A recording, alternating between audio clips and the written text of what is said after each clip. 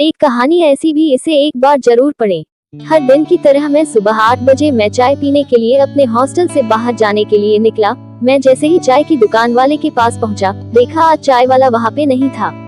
शायद देर से पहुंचने कारण वो चाय वाला वहाँ से जा चुका था। मेरे पास हॉस्टल लौट जाने के अलावा कोई और ऑप्शन नहीं था। मैंने सोचा कि आगे जाकर कहीं नाश्ता कर लिया जाए। बहुत जोर की भूख लगी थी। मैं आगे की होटल की ओर जा रहा था, तभी मेरी नजर फुटपाथ पर बैठे 2 बच्चों पर पड़ी। दोनों लगभग 10-12 साल के रहे होंगे। बच्चों की हालत बहुत खराब और कमजोर नजर आ रहे थे। कमजोरी के कारण अस्थिपंजर साफ दिखाई दे रहे थे। वे भूखे लग रहे थे। छोटा बच्चा रोते हुए बड़े भाई को खाने के बारे में कह रहा था। बड़ा भाई उसे चुप कराने की कोशिश कर रहा था। वो जानता था ना तो मेरे पास पैसे है, ना ही खाने के लिए भोजन जिससे मैं अपने छोटे भाई की भूख मिटा सकूं। वो भी लाचार बैठा भूख से पागल हुए जा रहा था। मैं अचानक रुक गया। दौड़ती भागती जिंदगी में एकदम से ठहर से गए। इन मासूम से बच्चों की ऐसी हालात को देख मेरा मन भर आया। इनकी भूख को देख मेरा भूख खत्म सा होगा। सोचा इन्हें कुछ पैसे दे दिए जाए। मैंने उन्हें 10 रू देकर आगे बढ़ गया। जैसे ही मैं आगे की ओर बढ़ा, मेरे मन में एक विचार आया, कितना कंजूस हूँ मैं। 10 रू क्या मिलेगा, चाय तक ढंग से न मिलेगी। स्वयं पर शर्म आई, फिर वापस लौटा। मैंने मासूम से देखने वाले भूखे बच्चों से कहा, कुछ खाओगे?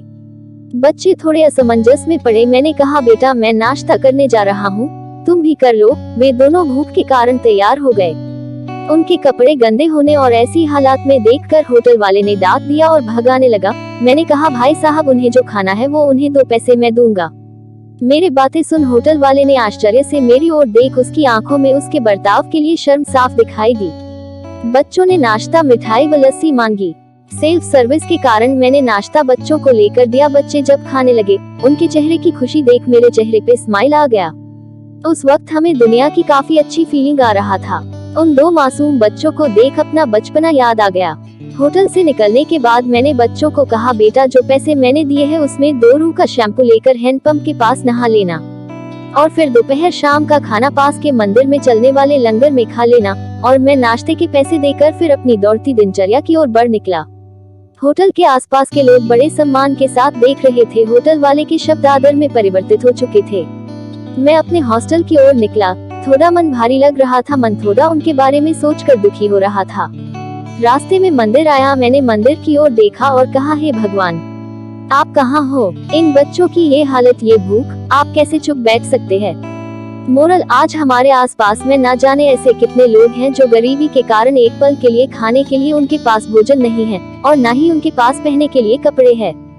जहाँ पे इस तरह के बच्चे आपको देखे, आप उनकी मदद जरूर करें। जितना हो सके उतना मदद जरूर करें। उसके बाद आपको जो खुशी मिलेगी ना, वो और खुशी कहीं और नहीं मिलने वाली आपको।